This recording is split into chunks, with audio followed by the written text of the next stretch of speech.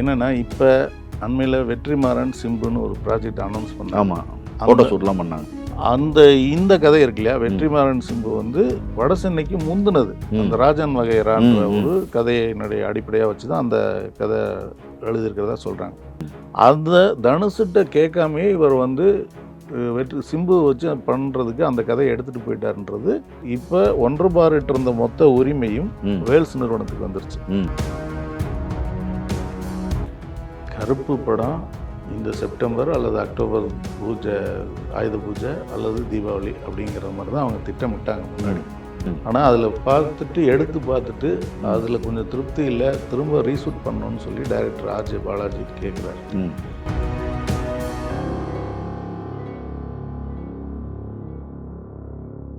Darling 3D Deepavali deals. நீங்கள் வாங்கும் ஒவ்வொரு பொருளுக்கும் 3 அற்புதமான தீபாவளி டீல்ஸ்.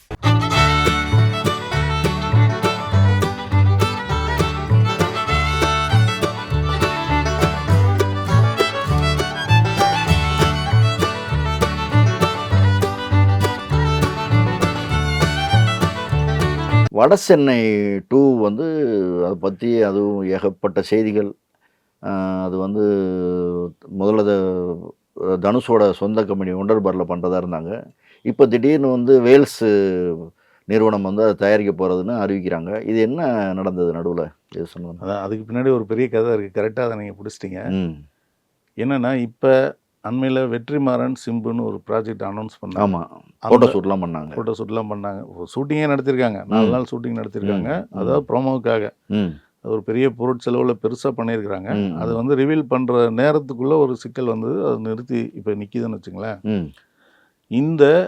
அந்த கதை வடசென்னை 2 அப்படின்றது வடசென்னை 2 வடசென்னை வந்துருச்சு. வடசென்னை 2 தான் ஒண்டர்பாரில் பண்ணுறதா இருந்துச்சு. இந்த கதை இருக்கு இல்லையா, வெற்றிமாறன் சிம்பு வந்து வடசென்னைக்கு முந்தினது. அந்த ராஜன் வகைரான்ற ஒரு கதையினுடைய அடிப்படையாக வச்சு தான் அந்த கதை எழுதியிருக்கிறதா சொல்கிறாங்க. ஆனால் ஒண்டர்பாரில் வடசென்னை சம்மந்தப்பட்ட எல்லாமே, அதாவது காப்பிரைட் இஷ்யூ படி இன்டலெக்சுவல் ஐபி அப்படின்னு சொல்லுவாங்க, இன்டலெக்சுவல் ப்ராப்பர்ட்டி ரைட்ஸ்ன்றது வடசென்னை சம்மந்தப்பட்ட எல்லாமே ஒண்டர்பார்கிட்ட தான் இருக்குது, தனுஷிட்டு தான் இருக்குது. இருந்தது. அதான் இப்போ இருந்துச்சு. அந்த தனுஷிட்ட கேட்காமே இவர் வந்து சிம்பு வச்சு பண்ணுறதுக்கு அந்த கதையை எடுத்துகிட்டு போயிட்டாருன்றது மறைமுகமாக தனுஷுக்கு கடுமையான அதிருப்தியை ஏற்படுத்தி அப்புறம் வெற்றிமாறன் போய் அவர்கிட்ட பேசும்போது அவர் வந்து அவர் வந்து அதுக்கு என்ன தாராளமாக பண்ணிக்கன்றாரு. பின்னாடியே தனுஷோட மேனேஜர் வந்து அதுக்கு ஒரு குறிப்பிட்ட தொகை வேணும்னு சொல்லி பேசி அது பெரிய ஒரு 20 கோடி, ஆமாம், பெரிய ஒரு அதிருப்தியை நிலவுச்சு. அப்போ அந்த செய்தி வெளியான உடனே மறுபடியும் தனுஷே வந்து வெற்றிமாறன் 2 பேரும் பேசினாங்க. பேசுனதுக்கப்புறம் தான் வெற்றிமாறன் ஒரு காணொலி வெளியிட்டார் முதல் முறையாக. அதாவது வெற்றிமாறன் சிம்பு இணையற படத்தை பற்றி அதிகாரப்பூர்வ செய்தி அங்கே தான் வருது. அதன் மூலம் வருது. அதில் வந்து என்னென்னா தனுஷ் சார் வந்து பெருந்தன்மையாக விட்டு கொடுத்துட்டாரு அப்படின்றதெல்லாம் சொன்னார். தனுஷ் சார் பெருந்தன்மையாக விட்டு கொடுத்துட்டாருன்றதுக்கு முன்னாடி இவ்வளோ கதை நடந்த பிறகு தான் அது நடக்குது. இருந்தாலும் கூட தனுஷுக்கு அந்த கதையினுடைய அழுத்தமும் தெரியும், வெற்றிமாறனோட இதுவும் தெரியும். அது வந்து நேரடி போட்டியாளரான சிம்புக்கு போகிறதுன்றது அவருக்கு அவ்வளோ திருப்திகரமாக இல்லை. ஆனால் அவரை தாண்டி போயிடுச்சு, எல்லாமே போயிடுச்சு. இனி அவருக்கும் படம் இல்லை, இவருக்கும் படம் இல்லை, அவங்க 2 பேரும் அந்த படம் பண்ணியே ஆகணுன்ற இடத்துக்கு வந்த பிறகு தடுக்க முடியாது. இப்போ இந்த நிலையில் அவர் என்ன பண்ணுறாரு, வேல்ஸ் நிறுவனத்தில் தனுஷ் நடிக்கிற படம் இப்போ படப்பிடிப்பு நடந்துட்டுருக்கு. போர்த்தொழில் டைரக்ட் பண்ணி அவர் நடிச்சிட்டு இருக்கிற படம் ராமநாதபுரம் பக்கம் ஷூட் போயிட்டுருக்கு. வேல்ஸ் வந்து அவர் போகும்போதே ஒவ்வொருத்தட்டையுமே நம்ம ஒரு படம் இல்லாமல் 2 படம் பண்ணுவோம், 3 படம் பண்ணுவோன்னு தான் ஒரு இது பண்ணுவார். அது மாதிரி தனுஷ்கிட்ட வந்து ஒரு 3 படம் பண்ணுவோம் அப்படிங்கும்போது அதில் ஒன்றா வடசென்னை இருந்தால் நல்லாயிருக்கும் அப்படிங்கிறது அவருடைய எண்ணம். அதாவது ரசிகர்கள் மாதிரியே தயாரிப்பாளர்களும் இந்த காம்பினேஷன்னா டக்குன்னு ஒரு பெரிய பிஸ்னஸ் எல்லாமே இருக்கும் இல்லையா, அது இருக்கும்போது அப்போ சரி அதெல்லாம் நீங்கள் பார்த்துங்க இனிமேல்ன்ட்டு ஒண்டர்பாரில் இருந்த ஐபி ரைட்ஸ், அந்த இன்டலெக்சுவல் ப்ராப்பர்ட்டி ரைட்ஸ் மொத்தத்தையும் வேல்ஸுக்கு கொடுத்துட்டார் அவர். அந்த இதுக்காக அவங்களுக்குள்ள என்ன பரிமாறிக்கொள்ளப்பட்டதுன்றது தெரியல. ஆனால் அந்த இப்போ 1/8 இருந்த மொத்த உரிமையும் வேல்ஸ் நிறுவனத்துக்கு வந்துருச்சு. அந்த அடிப்படையில் தான் அவர் வந்து வெற்றிமாறன் தெரிஞ்சுதான் அந்த விஷயம் தனுஷ் சார் சொல்லி தான் பண்ணுறேன் அப்படின்லாம் அறிவிச்சார் மேடையிலேயே.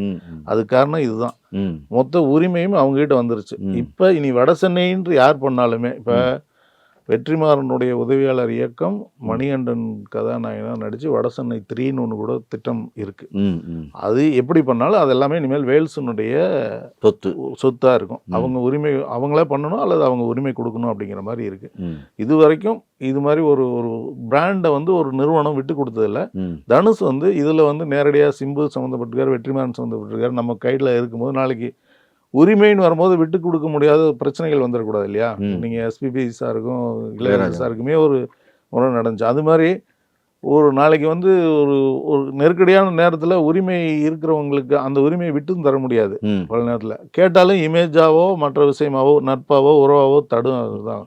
அதனால் எதுக்கு நம்மளும் அவ்வளோ பெரிய பட்ஜெட்டில் நம்ம இனிமேல் படம் பண்ண வேண்டாம்னு முடிவு எடுத்திருக்காரு. அவர் சொந்த படம் பண்ணுறது பெரிய படங்களாக இல்லாமல் அவங்க அக்கா பையனை வச்சு அந்த நிலவுக்கு என்மேல் எடுத்தார் இல்லையா, அது மாதிரி சின்ன படங்கள் பண்ணிக்கலாம் ஒன்றரை பாரில்.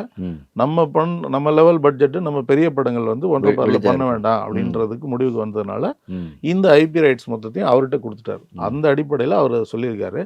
ஆனால் நடைமுறை வந்து இப்போ வெற்றிமாறன் சிம்பு படம் தான் அடுத்து ஆரம்பிக்க போகிறாங்க.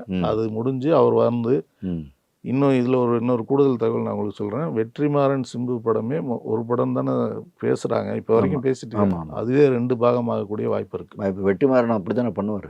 ஆமாம், அவர் விடுதலை ஒன்று ஆரம்பிச்சு விடுதலை. இப்போ இதுலேயுமே வந்து ஒரு அந்த ராஜன் வகைராவனுடைய திரைக்கதையாக வந்து முழுமையாக அவர்கிட்ட இருந்தது. அந்த திரைக்கதையாக இன்றைக்கும் வந்து அதை இது பார்க்கும்போது அது முக்கியமான இதெல்லாம் தொகுத்து பார்க்கும்போது இது ஒரு படத்துக்குள்ளே முடியாது அப்படிங்கிற மாதிரியான பேச்சுகளும் நடந்துகிட்ருக்கு. அது தொடர்பாக இப்போ இந்த படம் தொடங்குறதுலேயே சில தயாரிப்பாளரால் சில தாமதம் ஏற்பட்டிருக்கு. அது அடுத்தடுத்து அவங்க சொல்லுவாங்கன்னு நினைக்கிறேன். இதனால் இப்போ வடசென்னை சம்பந்தமாக இது வரைக்கும் இந்த தமிழ் சினிமாவில் இந்த மாதிரி நடந்ததில்லை. தனுஷ் வந்து தன்னிடம் இருந்த வடசென்னை சம்மந்தப்பட்ட அத்தனை உரிமையும் வேல்ஸ் நிறுவனத்துக்கு கொடுத்துட்டாரு. அதன் அடிப்படையில் தான் அவங்க அந்த பணத்துக்காக கொடுத்துட்டாரு. ஆமாம், பணம் தான், வேற என்ன அடிப்படையாக பணம் இருக்கும். ஏன்னா 3 படம் பண்ணுறாரு, அதில் என்ன சம்பளம் பேசுனாங்க என்ன அல்லது ப்ராஃபிட் ஷேரிங்க இன்றைக்கெல்லாம் நிறைய போயிட்டுருக்கு. அதனால் அது அந்த அடிப்படையில் அது போக போக நடக்கும்னு வச்சுங்களேன். தீபாவளிக்கு இன்னும் 1 மாதம் தான் இருக்குது, சரியாக 1 மாதம் இருக்குது. எனக்கு தெரிஞ்ச வரைக்கும் வந்து பிரதீப் ரங்கநாதனுடைய 2 படங்கள் சொல்லிட்டு இருக்காங்க, டூடும் எல்ஐகே. ஹரிஷ் கல்யாணோட டீசல் அது ரொம்ப நாளாக பெண்டிங்கில் இருக்க படம், அது உறுதியாக சொல்ல முடியாது. இது போக வந்து பைசன் வந்து முக்கிய பெரும் எதிர்பார்ப்பு உள்ள படம். இந்த படங்கள் எல்லாமே சின்ன சின்ன ஹீரோக்கள் இவங்க. இதில் வந்து ஏன் பெரிய ஹீரோக்கள் யாரும் முதல்ல உதாரணமாக முக்கியமாக வந்து சூர்யாவோட கருப்பு வரதா இருந்தது. ஏன்னா நிஜ நிலவரம் என்ன? கருப்பு படம் இந்த செப்டம்பர் அல்லது அக்டோபர் பூஜை, ஆயுத பூஜை அல்லது தீபாவளி அப்படிங்கிற மாதிரி தான் அவங்க திட்டமிட்டாங்க முன்னாடி. அதில் இப்போ 2 விஷயங்கள் நடந்துட்டு தான் நான் கேள்விப்படுறேன். என்னென்னா, ஒன்று படம் காப்பியே இன்னும் முழுமையாக தயாராகலை. அது காரணம் மொத்த படப்பிடிப்பு முடிச்சுட்டாங்க. ஆனால் அதில் எடுத்து பார்த்துட்டு அதில் கொஞ்சம் திருப்தி இல்லை, திரும்ப ரீஷூட் பண்ணணும்னு சொல்லி டைரக்டர் ஆர்ஜே பாலாஜி கேட்குறாரு. ஆனால் சூர்யா தயாரிப்பு இவங்க தரப்புலாம் வந்து இருக்கிறதே கன்வின்சிங்காக தான் இருக்குது, இதில் மாற்ற வேண்டியது இல்லைன்ற மாதிரியான ஒரு பேச்சுவார்த்தை அவங்களுக்குள்ளே நடந்துட்டு இருக்கிறதா ஒரு தகவல் இருக்குது. அதனால் அந்த படம் காப்பி ரெடி ஆகிறதுல தாமதமாகுது. ஒன்று. 2வது, இப்போ விஜய் படமே இன்னைக்கு தமிழ் சினிமாவில் நம்பர் 1 நீங்கள் சொல்லக்கூடிய விஜய் படமே கூட அவங்க தயாரிப்பு நிறுவனமோ விஜயோ நினைக்கிற டேட்டில் ரிலீஸ் ஆகலை. அது அக்டோபர் 1, போன அக்டோபரில் ஆரம்பித்தாங்க. இந்த அக்டோபர் 1 ஆயுத பூஜைக்கு ரிலீஸ்ன்னு சொல்லி தான் ஆரம்பித்தாங்க. ஆனால் அதுங்க வந்து அடுத்த வருஷம் பொங்கலுக்கு போயிட்டாங்க. அதுக்கு காரணம் என்னென்னா, நான் முன்னாடி சொன்னது டிஜிட்டல் பிஸ்னஸ் தான். அந்த டிஜிட்டல் பிஸ்னஸில் அந்த டிஜிட்டல் நிறுவனங்கள் அவங்களுடைய கேலண்டர், அவங்க வந்து ஜனவரி மாதத்துக்கு ஒரு படம் வச்சுருப்பாங்க, பிப்ரவரிக்கு ஒன்று வச்சுருப்பாங்க, மார்ச்சுக்கு ஒன்று வச்சுருப்பாங்க இல்லையா? அப்படி வச்சுருக்கும்போது 2025க்கு எங்களுக்கு படம் முழுக்க நிறைஞ்சிருச்சு, எங்களுக்கு 26ல் தான் படம் வேணும் அப்படின்னதுனால தான் ஜனநாயகனே 2026 பொங்கலுக்குன்னு போச்சு. இப்போ இந்த இதுலேயும் கருப்பு படத்துலேயும் வந்து அந்த பிஸ்னஸ் பண்ணும்போது இந்த வருஷத்துக்குள்ளே அந்த படமே ரிலீஸ் பண்ண முடியாத ஒரு சூழல் வந்துருச்சு. அவங்க வந்து டிஜிட்டல் பண்ணால் தான் படம் ரிலீஸ் பண்ண முடியும், அப்போ தான் கவர் பண்ண முடியும். ஆனால் டிஜிட்டல் நிறுவனங்கள் வந்து இந்த வருஷத்துக்கு எங்களுக்கு படம் வேண்டாம், எங்களுக்கு நெக்ஸ்ட் இயரில் தான் வேணும் அப்படின்னு சொல்கிறாங்க. இந்த 2 விஷயங்களும் இது ரொம்ப மேஜர் இஷ்யூ. அது இல்லாமல் காப்பியும் ரெடி ஆகலை. அதாவது டிஜிட்டல் நிறுவனங்கள் எல்லாத்தையும் தாண்டி நாங்கள் படம் பக்காவாக வந்திருக்கு, தேட்டர்லேயே பார்த்துக்கிறோன்னு சொல்லி வரக்கூடிய தெம்பு கூட அவங்களுக்கு இருக்குன்னு வச்சுக்கிட்டா கூட அது காப்பி ரெடி ஆகிறதுலையும் கொஞ்சம் தாமதம் ஆகுது அப்படின்றது ஒரு தகவல். இதில் இன்னொரு ஒரு முரண், ஒரு ஒரு நகை முரண்னு ஒன்று சொல்லலாம். என்னென்னா, சூர்யா இப்போ வந்து கருப்பு படத்துக்கு அப்புறம் ஒரு படம் நடிச்சிட்டு இருக்காரு. தெலுங்கு படம். தெலுங்கு இயக்குனர் வெங்கி வெங்கி அட்லூரி. இயக்கத்தில் சூர்யா ஒரு படம் நடிச்சிட்டு இருக்காரு. அந்த படத்தோட படப்பிடிப்பு நடந்துட்டு இருக்கு. அந்த படம் என்னன்னா, இந்த கருப்பு படம் வந்து படப்பிடிப்பு முடிஞ்சு படம் தயாராகிற இடத்துல இருந்துமே பிஸ்னஸ் ஆகலை. அந்த படம் தொடங்கும் போதே டிஜிட்டல் பிஸ்னஸ் முடிஞ்சிருச்சு. ஒரு பெரிய விலைக்கு ஒரு பெரிய நிறுவனம் வாங்கிட்டாங்க. இப்போ அதுவும் வந்து அடுத்த வருஷம் சம்மரில் கிட்டத்தட்ட ஏப்ரல் மேலன்றது திட்டமிட்டிருக்காங்க.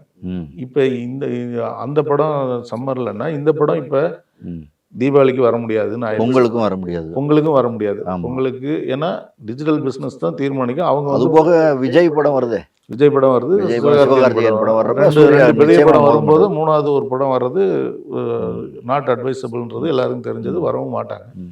இன்னொன்று இப்போ அவங்க ஒரு டிஜிட்டல் நிறுவனத்திட்ட பேசியிருக்காங்கன்னு வச்சுங்களேன். அவங்க வந்து எங்களுக்கு நீங்கள் இப்போ ரிலீஸ் பண்ணுங்கன்னு பிப்ரவரியில் ஒரு தேதி சொல்லலாம், மார்ச்சில் ஒன்று சொல்லலாம். அந்த மாதிரியான ஒரு சூழல் இருக்குது. இப்போ பொங்கலுக்கு வர முடியாதுன்னா பிப்ரவரியில் வந்தாலும் மார்ச்சில் வந்தாலும் அந்த படம் வந்து கிளாஸ் ஆகிற மாதிரி ஆயிடுச்சு. அதாவது இப்போ சூர்யா இருக்கிற படம் வந்து கிளாஸ் ஆகிற மாதிரி இருக்குது. இப்போ என்ன, இப்போ ரீசெண்டாக கடந்த ஒரு வாரத்தில் என்ன தகவல்னா, சூர்யாவோட கருப்புக்கு முன்னாடி அந்த படம் ரிலீஸ் ஆயிரும் அப்படிங்கிற மாதிரியான ஒரு பேச்சு இருக்குது. இது வந்து சூர்யா ரொம்ப எதிர்பார்த்து ரொம்ப ஆர்வமாக நடித்த படம் இது.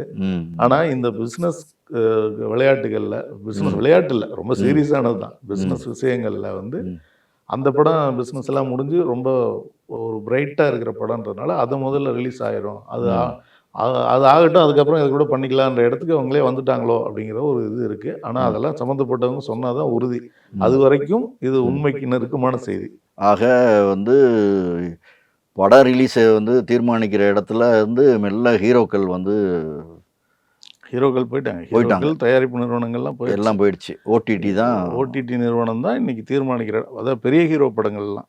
சின்ன படங்கள்லாம் வாங்குறதுக்கே ஆள் இல்லை. அவங்களா வந்து ஒரு முட்டி மோதி பண்ணிட்டு இருக்கிறாங்க. பெரிய ஹீரோ, அதாவது பெரிய ஹீரோக்கள் இப்போ சூர்யா, விஜய் மாதிரியான ஹீரோக்கள் படத்தை ரிலீஸ் டேட்டை அவங்க ஃபிக்ஸ் பண்ணாங்க.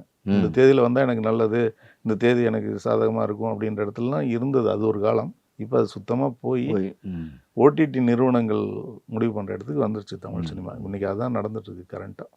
இது வரைக்கும் நல்ல சுவாரஸ்யமான தகவல்களை பகிர்ந்துக்கிட்டதுக்கு நன்றி. அடுத்த வாரம் சந்திப்போம். மகிழ்ச்சி.